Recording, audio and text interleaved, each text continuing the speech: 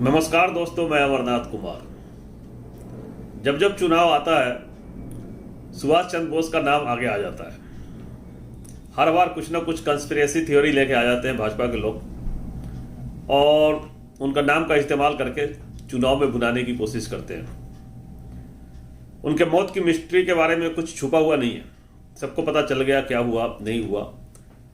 मंद बुद्धि के लोग होंगे वो भी जानते हैं कि क्या हुआ था। और 31 मई 2017 को इकोनॉमिक्स टाइम्स के एक आर्टिकल निकला था जिसमें टाइम्स नाउ के टीवी पर दिखाया गया था कि आरटीआई एक्टिविस्ट को भारत सरकार ने खुद स्वीकार किया कि सुभाष चंद्र बोस की मौत 1945 को 18 अगस्त 1945 को विमान दुर्घटना में हुई थी। जो थ्योरी पहले बताया गया था जापानियों के द्वारा उसको एक्सेप्ट किया। अब भारत में जो एक गुमनामी बाबा थे और सालनामी बाबा उसको भी रिजेक्ट किया कि वो सुभाष नहीं थे। आप इस पहले वीडियो को देखिए। This big disclosure, Vivek, we believe you have the copy of the RTI that finally puts an end to the mystery and says that Netaji did die in a plane crash in 1945. As you can see, the RTI has been filed by Sayak Sen. Sayak Sen is a RTI worker who's been working on Netaji Subhash Chandra Bose project for quite some time. He filed it in 04/2017 to Ministry of Home Affairs. इसमें RTI activist था, उन्होंने भारत सरकार से पूछा था, उसका जवाब दिया उन्होंने। साफ साफ क्लियर कट है कि इसमें जो रिपोर्ट थी वो सही है और इसमें कहीं कोई धांधली नहीं हुई, छेड़छाड़ नहीं हुई। The report is available on the MHA website. Mukherjee Commission had come to the conclusion that Gumnami Baba / Bhagwanji was not Netaji Subhash Chandra Bose. Ministry of Home Affairs has declassified all available 37 files relating to Netaji Subhash Chandra Bose. After considering the reports of Shahnawaz Committee, Justice G.D. Khosla Commission and Justice Mukherjee Commission of Inquiry, the government has come to the conclusion that Netaji had died in the plane crash of 18/8/1945. Gumnami Baba के बारे में भी कहा कि वो लोग सब rumour था, ये कुछ नहीं है। उस विमान दुर्घटना में सुभाष चंद्र बोस ही थे।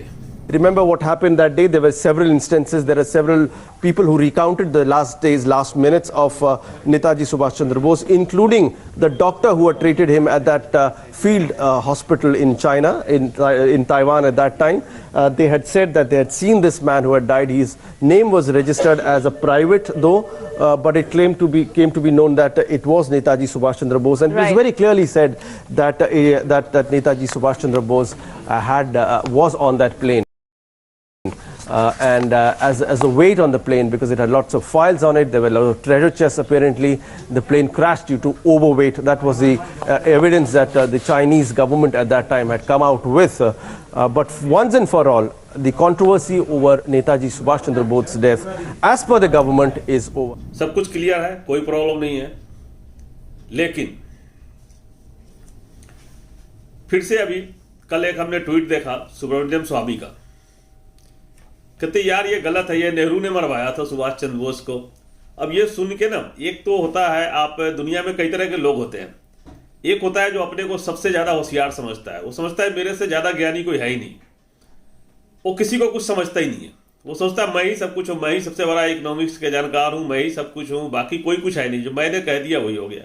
अरे भाई ठीक है, आपने कह दिया, आपने बड़ा पढ़ाई कर ली, कैम्ब्रिज में जाके विदेशों में पढ़ के आप बहुत बड़ा वकील हो सकते हैं, सब कुछ हो सकते हैं, लेकिन सारे जानकारी आपके पास होगा, ये सही नहीं होगा। आप सब मेरे साथ बने रहें। कुछ सवालों के जवाब मैं आपसे मांगूंगा, उत्तर आप खुद ही देंगे और समझ जाएंगे क्या हुआ। देश गुलाम था, भारत में अंग्रेजों का शासन था, इसमें कोई डाउट नहीं है।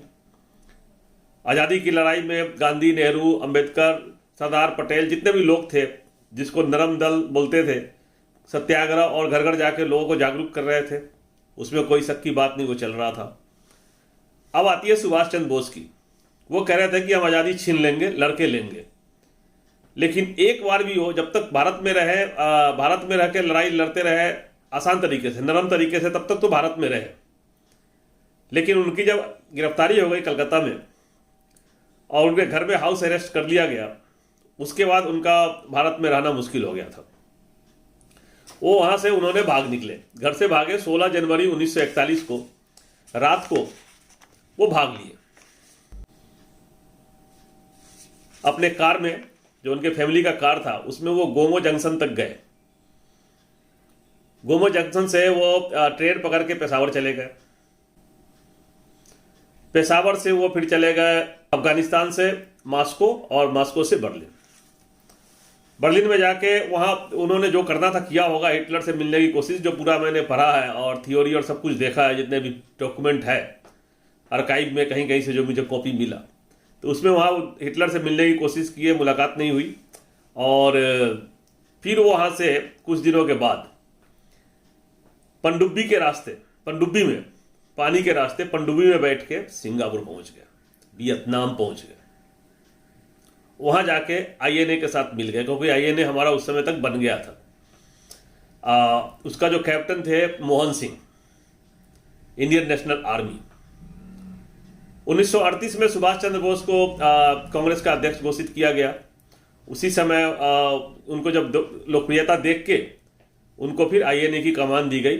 4 जुलाई 1943 को उनको आज़ाद हिंद फौज का चीफ बनाया गया और रहे सिंगापुर में, भारत की धरती पे नहीं। आप इस तरह से आर्मी बना के अंग्रेजों से लड़ना है तो भारत में तो घुस ही नहीं सकते थे, क्योंकि अंग्रेजों ने वो भाग लिए, एस्केप हो गए कलकत्ता से, तो उनको तो मारने की आदेश दे चुका था अंग्रेज, जहां भी मिले उनको पकड़ के मारो, खत्म करो। तो भारत में आ नहीं सकते थे। भारत से बाहर वियतनाम और सिंगापुर में रहते हुए जापानियों के साथ मिलके अपनी आज़ाद हिंद फौज की स्थापना की। और पूरा हिस्ट्री आज़ाद हिंद फौज का पढ़ लीजिएगा, मिल जाएगा उस पर, क्योंकि ये वीडियो इतना लंबा होगा आप लोग देखेंगे नहीं। और वहाँ से उन्होंने जापानियों के साथ मिलके और सोचे कि जापानी सेना के साथ मिलकर, जापानी सेना उस समय मजबूत थी काफ़ी, क्योंकि जापानियों ने जाके अमेरिका के पर्ल हार्बर को भी जाके तबाह कर दिया था और अमेरिका के नाक में दम कर रखा था। वर्ल्ड वार 2 चल रहा था और लग रहा था कि सब हारेंगे, और ब्रिटेन के भी हालत खराब हो रहा था। तो जब जापानियों के साथ मिलकर लड़ रहे थे तो कुछ पार्ट, भारत के कुछ पार्ट तक दिल्ली चलो का नारा दिया, और भारत के कुछ पार्ट तक मणिपुर और कोहिमा के आसपास, नागालैंड के आसपास कुछ हिस्सों तक उन्होंने कब्जा कर लिया था बर्मा के रास्ते। लेकिन उससे भारत में जीत तो नहीं हुई, लड़ाई लड़ रहे थे। उनका था उद्देश्य कि हम लड़ेंगे, आगे बढ़ेंगे। लड़ाई ठीक चल रही थी, और इसी बीच आज़ाद हिंद फौज के नाम पे जो मलेशिया के लोग, मलेशिया, वियतनाम और सिंगापुर में जो भारतीय थे और भारत के लोग भी गुपचुप तरीके से बहुत दान दिया, क्योंकि अब 60,000 सैनिक हो गए थे, उनके खर्चे के लिए चाहिए, सब कुछ चाहिए। तो बहुत पैसे इकट्ठे किए गए, लोगों ने ज्वेलरी दान किया। ज़्यादातर लोग सोना लेते थे उस समय दान में पैसे, क्योंकि आप इंडियन करेंसी लेके जाइएगा तो कहाँ चलेगा दूसरे देशों में, तो सोना ज़्यादा लिया गया, सोना चांदी, और बहुत इकट्ठा हुआ धन, क्योंकि लड़ाई करना है आज़ादी की लड़ाई में। और राष्ट्रवाद के नाम पे आप कुछ भी कर लीजिए। राष्ट्रवाद के नाम पे आप देख ही रहे धार्मिक राष्ट्रवाद का नशा कैसा होता है। लोग कहते हैं कि 1000 रुपये पेट्रोल भी हम खरीद लेंगे, मुझे कोई प्रॉब्लम नहीं होगी। आप देखते ही हैं कैसे कैसे लोग हैं, हम भूखे रह लेंगे, हम बिना कपड़ा के रह लेंगे, सुनते हैं ना अंधभक्तों को। तो उसी तरह राष्ट्रवाद के नशा के कारण लोगों ने बहुत दान दिया, बहुत पैसे इकट्ठे हुए, और सुभाष चंद्र बोस अपना सैनिक को बढ़ाते जा रहे थे, सेना को। लड़ाई चल रही थी, लेकिन सब कुछ खत्म हो गया 6 अगस्त 1945 को। अमेरिका ने हिरोशिमा पे एटम बम गिराया, दुनिया का सबसे पहला एटम बम, बिना परीक्षण के। उनको पता भी नहीं था कि इसका रिजल्ट क्या होगा, कहीं लैब में नहीं हुआ प्रयोग, कुछ नहीं, सीधे बनाया और ले जाके बोला जाओ वहाँ गिरा दो। और गिराने वाले को भी पता नहीं था। उसकी जब थ्योरी देखिएगा कंस्पिरेसी तो पता चलेगा कि उन जो गिराया था पायलट, उसको भी पता नहीं था, वो बाद में पागल हो गया था देख के, फुटेज देख के। और एक बम से 20,000 तो सैनिक मर गए ऑन द स्पॉट, और 70,000 से 1,46,000 आदमी मर गए हिरोशिमा में 3 सेकेंड में, भाप बन के उड़ गया एटम बम की गर्मी से। उसके 3 दिन बाद 9 अगस्त को नागासाकी पर भी बम गिराया, 39,000 से 80,000 लोग मारे गए। किसी भी कंट्री के लिए 2 परमाणु बम, और उस समय की आबादी के हिसाब से बहुत बड़ी आबादी थी, खत्म हो जाएगा तो कुछ बचेगा नहीं। जापान ने तुरंत सरेंडर कर दिया और युद्ध खत्म हो गया। जब जापान ने सरेंडर कर दिया अंग्रेजों के सामने, और अमेरिका, क्योंकि वही एलाइड फोर्स से थी तो अमेरिका के कारण, तो अब कुछ तो बचता ही नहीं है ना। तो जापानियों ने वहाँ वियतनाम से, सिंगापुर से भी समेटना शुरू किया, भागने की प्लानिंग बनाई कि अब चलो यहाँ से निकलो, कोई उपाय नहीं है। किसी कंट्री को ख़त्म हो जाने के बाद, इस तरह से बम गिरने के बाद, तो उसकी स्थिति बिल्कुल ख़त्म हो जाती है। तो जितने भी गोल्ड थे और सब कुछ था, सुभाष चंद्र बोस किसके भरोसे थे? जापानियों के भरोसे और अपने सैनिक। लेकिन जब जापानी ही सरेंडर कर दिया तो ब्रिटिश फोर्स के सामने टिकने का कोई सवाल ही नहीं उठता है। उसकी खुफिया तंत्र और कहीं से भी उनको तो घेर के मारने की तैयारी थी और सब जगह ब्रिटिशर्स पूरा लगे हुए थे। तो उन्होंने क्या किया जापानियों ने कि आप चलो यहाँ से निकल चलते हैं। निकल लिए। जो उनका ओरिजिनल प्लान था उस प्लान से नहीं चले। जो फ्लाइट का जो प्लान था उसमें भी कुछ चेंजेज हुआ। ये देखिए वीडियो। अब यहाँ ब्रेकफास्ट करने के बाद जब उड़े, उसके बाद जहाज 2000 फीट पे क्रैश कर जाता है। कहा कि धमाका हुआ, क्या हुआ, नहीं हुआ, और सब कुछ खत्म हो जाता है। सुभाष चले गए दुनिया से। उनके जाने के साथ साथ जो खजाने थे उस खजाने का रहस्य भी खत्म हो गया। कहाँ गया खजाना किसी को पता नहीं। आज तक पता नहीं चला खजाना कहाँ गया और कितने का था। एक जानकारी के मुताबिक करीब 900 करोड़ अमेरिकी डॉलर। 5 अगस्त 1947 को ऑस्ट्रेलिया के अखबार वॉरिक डेली न्यूज में रॉयटर्स की एक रिपोर्ट छपी। उसके मुताबिक आईएनए का एक बहुत बड़ा खजाना सितंबर 1945 में जापान के सैनिक अधिकारियों को टोक्यो में सौंपा गया। उस वक्त उसकी कीमत करीब 1000 करोड़ येन या 66 करोड़ 70 लाख अमेरिकी डॉलर थी। इसके बाद कोई रिपोर्ट नहीं आई। क्या उस कहानी को दबा दिया गया? उस खजाने का क्या हुआ जिसकी आज कीमत करीब 900 करोड़ अमेरिकी डॉलर होगी? आज के हिसाब से उसकी वैल्यू थी जो करीब 73,000 करोड़ रुपए होते हैं इंडियन रुपीज। उस गोल्ड जो ट्रेजर उसकी वैल्यू। तो 73,000 करोड़ का सोना कहाँ गया पता नहीं, क्योंकि सुभाष जी वहाँ जहाँ से उड़े थे उसके बाद बीच में नाश्ते के लिए जहाँ से उड़ के गए वहाँ तक तो जहाज़ में कोई प्रॉब्लम नहीं थी। जब ब्रेकफास्ट के लिए लंच किए वहाँ से जहाज़ उड़ा तो कहता ओवरवेट हो गया। तो क्या वहाँ उन्होंने गोल्ड उठाया था? तो कोई नहीं बता सकता, किसी का बाप नहीं बता सकता क्या हुआ, क्योंकि गोल्ड मिला नहीं। क्रैश किया तो क्रैश साइट पे गोल्ड पिघल के कहाँ जाएगा? पिघल के तो रहेगा ना पड़ा हुआ। गोल्ड तो जलता नहीं है ना, पिघल जाएगा तो बन जाएगा, गोला बन के पड़ा रहेगा, लेकिन कुछ मिला नहीं। तो या तो जापानियों ने लूट लिया, क्योंकि जापानियों को भी पैसे चाहिए थे। अटैक हुआ, उनको सब कुछ खत्म हो चुका था और जापानी भी लूट ही रहे थे। सिंगापुर और मलेशिया में करके रहे थे, लोगों के गोल्ड ही तो लूट रहे थे। तो वो या तो लूट लिया गया, उनको वहां खत्म कर दिया गया। कंस्पिरेसी क्या थी और किसी को पता नहीं चलेगा, दुनिया के किसी को भी पता नहीं चलेगा कि सुभाष जी के साथ क्या हुआ। सुभाष जी जहाज में गए ये सबको पता है। सुभाष जी का प्लेन क्रैश हुआ, उस प्लेन में वो थे कि नहीं थे किसी को नहीं पता, लेकिन लोग कह रहे हैं कि थे। और बहुत सारे जिन्होंने उनको दाह संस्कार किया वो भी कह रहे हैं, हॉस्पिटल से भी कहा गया कि हाँ थे। ये जो देखिए ये स्टेटमेंट जो कमीशन का है, जो जांच कमीशन का बताया, उसमें तो कहा है कि है। कुछ भी हो, सुभाष जी नहीं रहे, क्योंकि जब खजाना नहीं मिला तो सुभाष जी कैसे मिल सकते हैं? अगर किसी को खजाना गायब करना है और ब्रिटिशर्स के सामने किसी की औकात तो थी नहीं, और जापानियों के अंदर में थे ही, हो जापानियों के लिए साथ मिलकर काम कर रहे थे, तो जापानियों ने लिया, जिसने भी लिया वो खजाना गायब हो गया और सुभाष जी भी गायब हो गए। सुभाष जी को उसी दिन खत्म कर दिया गया होगा।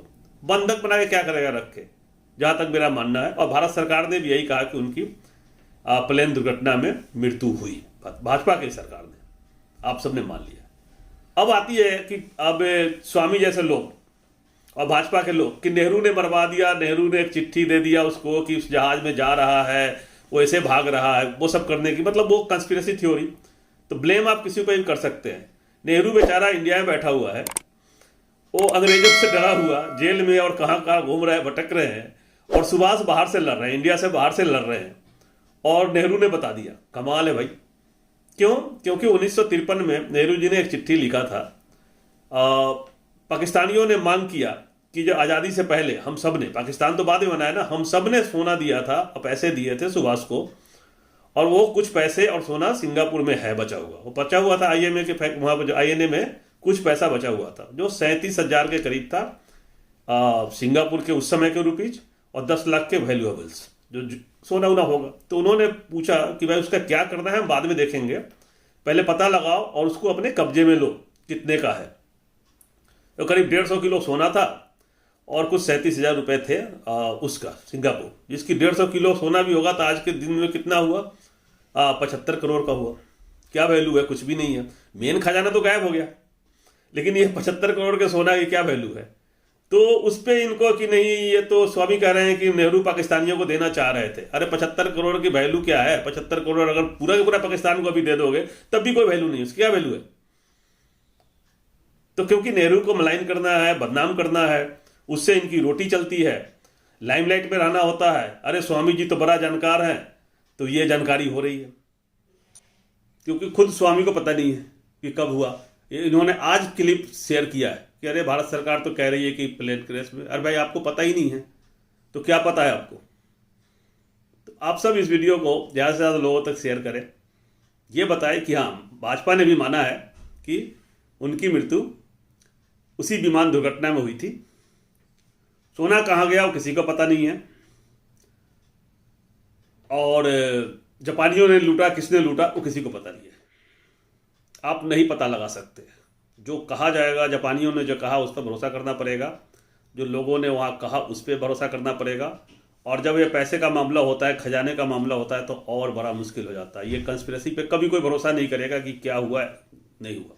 सुभाष जी अगर जिंदा होते तो जरूर आते भारत में, उनका भारत देश था, देश आज़ाद हो चुका था और कोई रोकता नहीं। वो किसी को भी, अपने परिवार के लोग को, किसी को भी बंगाल में एक मैसेज भेज देते कि मैं जिंदा हूँ, तो देश में विद्रोह शुरू हो जाता कि सुभाष बाहर क्यों है, सुभाष को इंडिया में बुलाओ, ये हीरो है हमारा, नेशनल हीरो। सब लोग जानता है सुभाष नेशनल हीरो है, उनको कौन रोक देता है? भारत सरकार में वो जब चाहते हैं आने के बाद प्रधानमंत्री बन सकते हैं, तो उनको कौन रोक देगा? किसकी हिम्मत है? एक बार खाली बताना था कि मैं जिंदा हूँ, लेकिन वो जिंदा नहीं थे। कुछ मिस्ट्री के बारे में इसी तरह से जैसे सुभाष के बारे में पता नहीं लगा। MH370 मलेशियन एयरलाइंस का बोइंग 777 क्रैश कर गया था, ठीक है। उसका डेट था 8 मार्च 2014 को। 239 आदमी थे ऑन बोर्ड उसमें। आज तक पता नहीं लगा कि जहाज कहाँ गया, 2014 से लेके आज तक।